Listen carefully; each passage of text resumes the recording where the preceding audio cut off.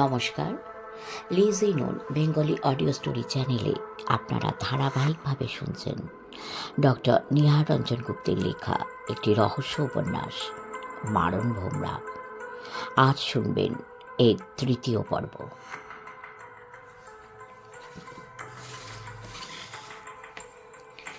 রাত্রি ৮টায় ঠিক কথা মতো সুব্রত প্রস্তুত হয়েই মহান্তি ভবনে এসে হাজির হলো।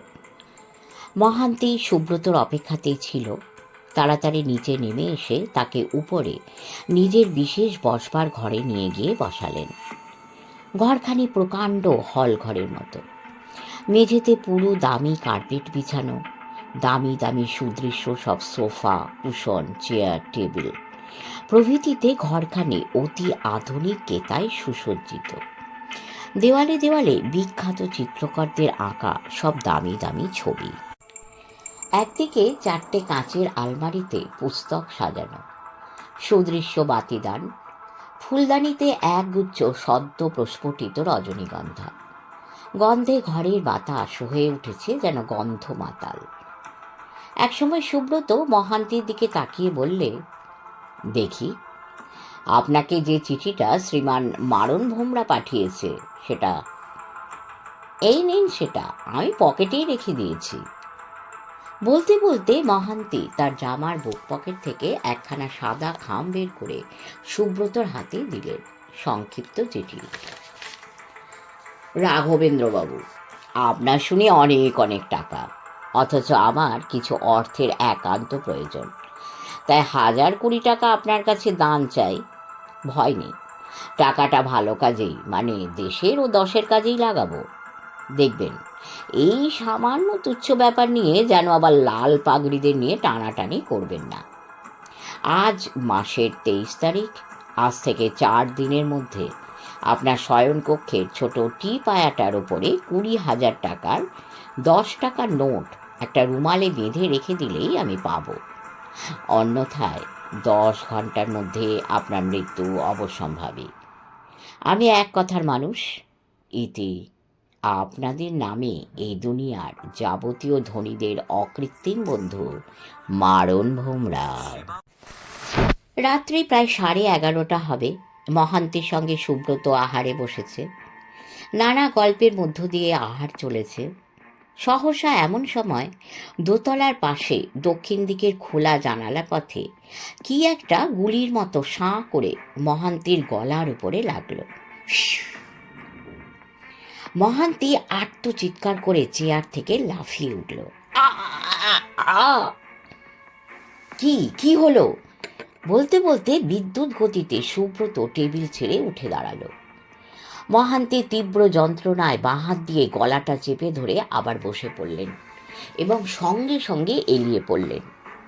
সুব্রত দেখলে সামনেই মেঝেতে একটা কালো মার্বেলের মতো কি যেন পড়ে আছে। সুব্রত ও ভৃত্যদের চেঁচামেচিতে তখনই বাড়ির অন্যান্য সবাই এসে পড়ল। ডাক্তারকে আসবার জন্য ফোন করা হলো। সকলে মিলে মহান্তির জ্ঞানহীন অসাড় দেহ বয়ে নিয়ে পাশের ঘরে এনে শয্যার উপরে শুইয়ে দিল। সুব্রত দেখলে মহান্তির বাঁ গালের উপরে বিন্দু পরিমাণ একটা রক্তচিহ্ন, আর সমগ্র মুখখানা যেন নীল হয়ে উঠেছে। হাত পা ক্রমেই ঠান্ডা হয়ে আসছে। মহান্তির স্ত্রী এসে মহান্তির শয্যার পাশে দাঁড়ালেন। সুব্রত নিঃশব্দে আবার খাবার ঘরে এসে প্রবেশ করল। মেঝেতে তখনও সেই কালো মার্বেল আকারের বস্তুটি সেই জায়গাতেই পড়ে আছে। সুব্রত নিচু হয়ে তীক্ষ্ণ দৃষ্টিতে জিনিসটা কি দেখতে লাগলো। একটা কালো ভ্রমর। গায়ের একদিক থেকে একটা ছুঁচের তীক্ষ্ণ অগ্রভাগের মতো একটা হুল বেরিয়ে আছে। সুব্রত পকেট থেকে একটা দিয়াশলাই বের করে একটা দিয়াশলের কাঠি দিয়ে ভ্রমরটাকে নেড়ে ছেড়ে ভালো করে পরীক্ষা করতে লাগলো। হঠাৎ দেহের এক জায়গায় কঠিন চাপ পড়তেই দুপাশ হতে দুটো সূচের অগ্রভাগ বের হয়ে তক্ষুনি আবার ভ্রমরের দেহের মধ্যেই ঢুকে গেল। এতক্ষণে বুঝলে সুব্রত, ওটা একটা স্টিলের ভ্রমর এবং ভ্রমরের ভিতর হতে স্প্রিংয়ের সাহায্যে সূচ বের হয়ে বিষ ঢেলে দেয়। এবং ভ্রমরের গর্ভজাত বিষেই ঘটেছে মহান্তির মৃত্যু। কাঠির সাহায্যে টেবিলের উপরে ভ্রমরটাকে তুলে তার সূক্ষ্ম কারুকার্যে সুব্রত বিস্মিত হল। কতখানি বুদ্ধির বিকাশ! হ্যাঁ, প্রতিপক্ষ কুশলী বটে। সুব্রত তখন তার ম্যাচ বাক্সটা খালি করে সেটার মধ্যে ভ্রমরটাকে রেখে ম্যাচটা পকেটে রেখে দিল। যে খোলা জানালা পথে ভ্রমরটা ছুটে এসেছিল সেটার সামনে গিয়ে সে দাঁড়ালো। সামনেই একটা বড় রাস্তা, রাস্তার ঠিক ওপরে একটা দোতলা বাড়ি, কিন্তু বাড়ির জানলা দরজা সবই বন্ধ। দুই বাড়ি ও রাস্তার ব্যবধান প্রায় 20 কি 25 হবে, তার বেশি ছাড়া কম নয়। যেভাবে স্টিলের ভ্রমরটা এ ঘরে এসেছে তাতে স্পষ্টই মনে হয় কোনো কিছুর সাহায্যে সেটাকে নিক্ষিপ্ত করা হয়েছে, কিন্তু কোন জায়গা হতে সেটাকে ছোঁড়া হলো? আশেপাশে কোনো উঁচু গাছও নেই যেখান থেকে ওটা ছোঁড়া যেতে পারে। আরও একটা কথা, ওটা যে ছুঁড়েছে তার হাতের নিশানাও অব্যর্থ, ঠিকঠাক জায়গা মতো এসেই লেগেছে। এতটুকু ভুল চুক নেই কোথাও। আশ্চর্য, জানালাগুলোর কথা একবার তো ওর মনে হয়নি। বাড়ির চারপাশে সশস্ত্র পুলিশ প্রহরী মোতায়েন। দোতলার ঘরের খোলা জানালা পথে এভাবে আচমকা যে বিপদ আসতে পারে কেই বা তা মনে করেছিল। কিন্তু ও বাড়িটা একবার দেখতে হবে। সুব্রত তড়িৎ পদে নিচে নেমে এলো, কিন্তু রাস্তা পেরিয়ে পাশের বাড়িতে গিয়ে দেখলে বাড়ির দরজায় একটা প্রকাণ্ড তালা ঝুলছে। একটা টিনের বোর্ডে টু লেট লেখা, অর্থাৎ বাড়ি ভাড়া। সুব্রত বাড়িটার পিছন দিকে গেল। একটা সরু, নোংরা, অন্ধকার, দুর্গন্ধময় গলিপথ। পচা তরকারির খোসা, ডিমের খোসা প্রভৃতি দুর্গন্ধে বাতাস যেন ভারী হয়ে উঠেছে। পকেট থেকে টর্চ বের করে আলো ফেলে সুব্রত এগিয়ে চলল পা টিপে টিপে, সতর্ক সঞ্চারী দৃষ্টিতে তাকাতে তাকাতে। সব জানালাগুলো কি বন্ধ? তবু সুব্রত প্রত্যেকটায় হাত দিয়ে ঠেলে ঠেলে দেখতে লাগলো, যদি কোনোটা খোলা থাকে। হঠাৎ একটা মাঝারি গোছের দরজার গায়ে ধাক্কা দিতেই সেটা খুলে গেল। সুব্রত থমকে দাঁড়ালো। অন্ধকারে সুব্রত আলো ফেলে দেখলে একটা সরু পথ, নানা প্রকারের আবর্জনা ও ধুলায় ভর্তি। কতকাল যে এখানে মানুষের পদচিহ্ন পড়ে না কে জানে।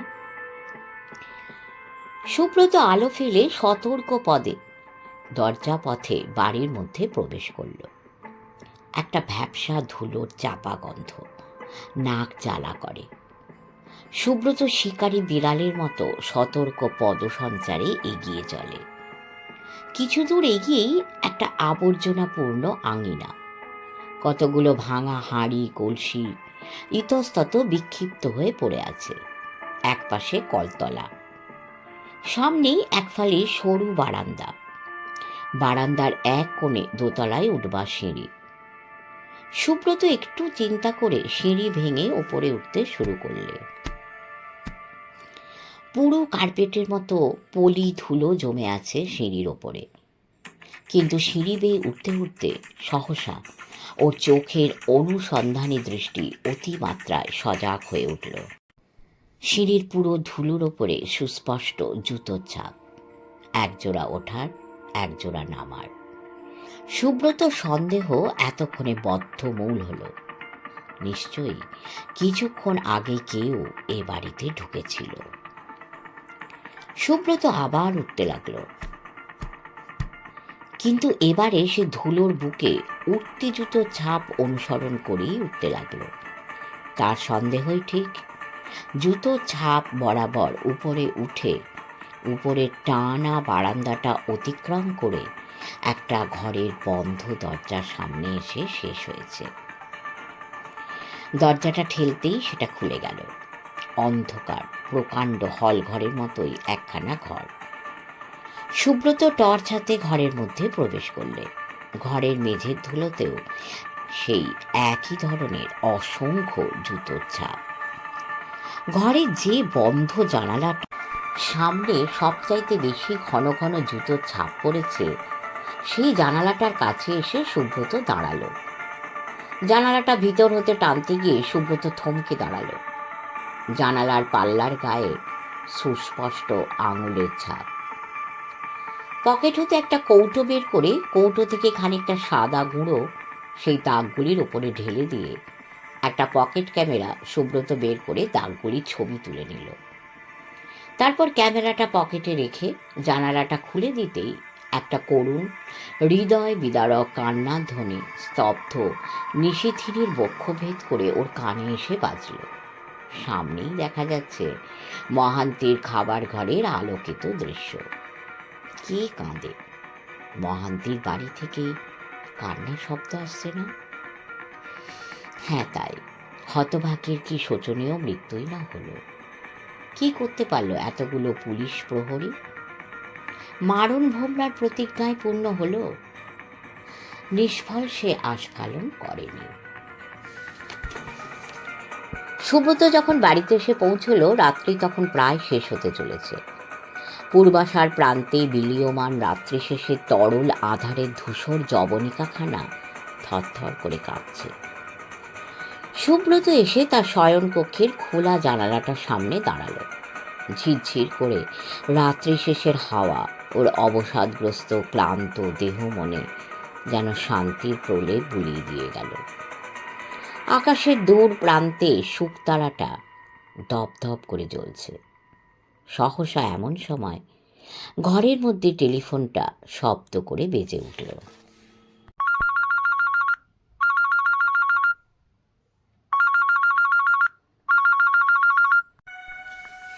আহ, জ্বালালে! এত রাত্রে আবার কে ফোন করে? বিরক্ত চিত্তে সুব্রত আবার রিসিভারটা তুলে নিলে। হ্যালো? মারণ ভোমরা কথা বলছি। সুব্রতর সমগ্র ইন্দ্রিয় যেন বিদ্যুৎ স্পর্শে চমকে সজাগ হয়ে উঠল। অপরপক্ষ তখন বলছে, কি মশাই, বড্ড যে আস্ফালন দেখিয়েছিলেন, এখন নিশ্চয়ই আক্কেল হয়েছে। নিশ্চয়ই বুঝতে পেরেছেন মারণ ভোমরার কথার মূল্য আছে।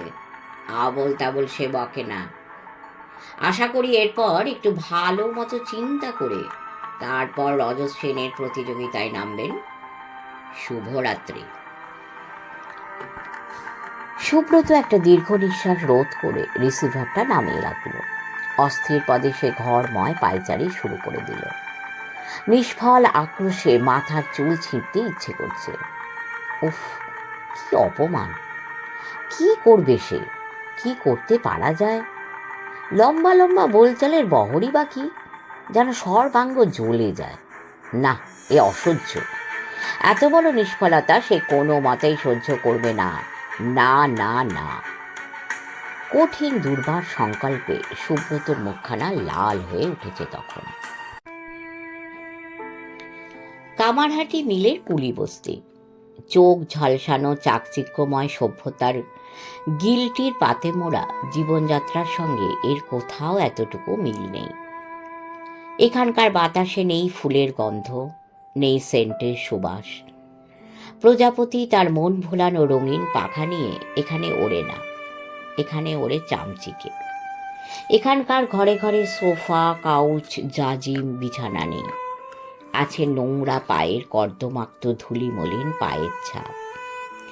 বিজলি বাতি এখানে জ্বলে না, জলে ধূম্র মলিন কেরোসিনের কুপি।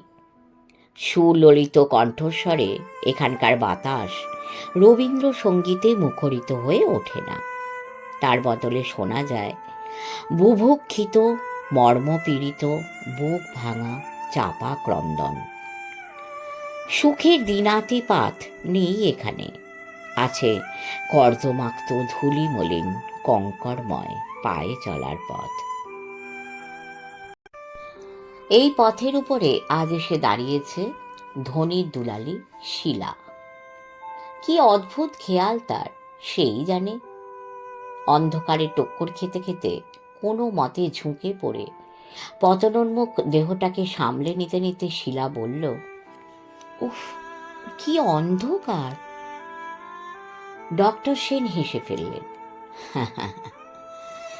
এই এত বড় ভারতবর্ষের গোটাটাই তো প্রায় এমনি অন্ধকারেই ভরা শিলা দেবী। ঘরে ঘরে বোধহয় উনুন ধরানো হয়েছে। কাঁচা কয়লার শ্বাস রোধকারী ধোঁয়ায় স্থানটির বাতাস যেন সীসার মতোই ভারী হয়ে উঠেছে। শ্বাস নিতেও কষ্ট হয়, দম আটকে আসে। কেমন করে এরা বেঁচে থাকে ডক্টর সেন? শিলা চলতে চলতেই প্রশ্ন করে। বেঁচে আর আছে কোথায় শিলা দেবী? বাঁচবার চেষ্টায় শ্বাসরোধ হয়ে প্রাণ দিচ্ছে। 7 কোটি বাঙালি 6.5 কোটি এমনি করে বাঁচবার চেষ্টা করে, কিন্তু ওরা এটা বোঝে না যে এভাবে বাঁচবার চেষ্টাটা মৃত্যুরই নামান্তর মাত্র। এদের বাঁচিয়ে তুলবার কি কোনো উপায় নেই ডাক্তার সেন? শিলা ব্যথিত স্বরে প্রশ্ন করল। সেই চেষ্টাই তো আজ আমাদের করতে হবে মিস সেন। যুগ যুগান্তর ধরে সমাজ ও জাতির মধ্যে যে ময়লা জমে উঠেছে তাকে পুড়িয়ে ছাই করে ফেলতে হবে। তারপর সেই ভস্ম স্তূপের উপরে গড়ে তুলতে হবে আমাদের নতুন সমাজ, নতুন জাতি। অঞ্জলি ভরে রক্ত ঢেলে করতে হবে এই দীর্ঘ 100 বৎসরের প্রায়শ্চিত্ত। নতুন যুগে নতুন সূর্য আমাদের বুকের রক্তে রাঙা হয়ে উদিত হবে। জানেন আমাদের বিদ্রোহী কবি প্রবাল কি বলে? ধ্বংসপথের যাত্রী ওরে, যাত্রা হবে রে শেষ, তিমির রাত্রি কাটিবে যেদিন, পূরব গগনে জাগিবে সেদিন, নতুন সূর্য তিমির তীর্থে জাগিবে নির্নিমেষ, সেদিন হইবে শেষ। গড়তে হবে আমাদেরই নতুন সমাজ, নতুন মানুষ। সেখানে জাতির ভেদাভেদ থাকবে না, ধনী ও নির্ধনের থাকবে না বৈষম্য। গায়ে রক্ত জল করে ধনীর বিলাসিতার বেদিমূলে আজ যারা প্রাণ দিচ্ছে তাদের দাবিকে এমনি করে নীতির সুকঠোর নিষ্কাশনে দাবিয়ে রাখা যাবে না। মুক্ত কণ্ঠে সেদিন তাদের ভাষা জাগবে। উত্তেজনায় ডক্টর সেনের কণ্ঠস্বর কাঁপতে লাগল। চলতে চলতে ওরা একটা খোপড়ির সামনে এসে দাঁড়ালো। অন্ধকারে ভগ্নপ্রায় টিনের দরজার ফাঁক দিয়ে শুধু দেখা যায় রাশি রাশি ধোঁয়া আর অন্ধকার। ডাক্তার সেন ডাকলেন, রামলাল, ও রামলাল, বাড়ি আছো? কে? ভিতর হতে অন্ধকার ও ধোঁয়া স্রোত বেয়ে একটা কর্কশ কণ্ঠ বেরিয়ে এলো। আমি ডাক্তার। ডাক্তার এসো, যাচ্ছি গো। অল্পক্ষণ বাদে অন্ধকার ও ধোঁয়ার গাঢ় জবনিকা ফুঁড়ে যেন প্রেতের মতোই একটা অস্পষ্ট ছায়ামূর্তি খোলা দরজাটার সামনে এসে দাঁড়ালো। তার পিছু পিছু এক আধা বয়সী নারী একটা কেরোসিনের কুপি নিয়ে এসে দাঁড়ালো। কুপির ম্লান আলো ওই দুটি নর ও নারীর সর্বাঙ্গে যেন ভৌতিক একটা বিভীষিকা ভয়ঙ্কর ও কুৎসিত হয়ে প্রকটিত হয়ে উঠেছে। পুরুষটির পরনে একটা নীল রঙের তেলকালি মাখা সেলাই করা প্যান্ট, গায়ে কুর্তা, রোগা ঢ্যাঙা গড়ন, মাথার চুলগুলি রুক্ষ, তৈলহীন, গালের দুপাশের হাড় দুটি কুৎসিতভাবে বয়ের আকারে ঠেলে সজাগ হয়ে উঠেছে। কোটর প্রবিষ্ট চোখ দুটিতে যেন শত শতাব্দীর কুৎসিত ক্ষুধা সর্বগ্রাসী অগ্নিশিখার মতো লেলিহান হয়ে উঠেছে। মুখ ভর্তি খোঁচা খোঁচা দাড়ি। পশ্চাতে দণ্ডায়মান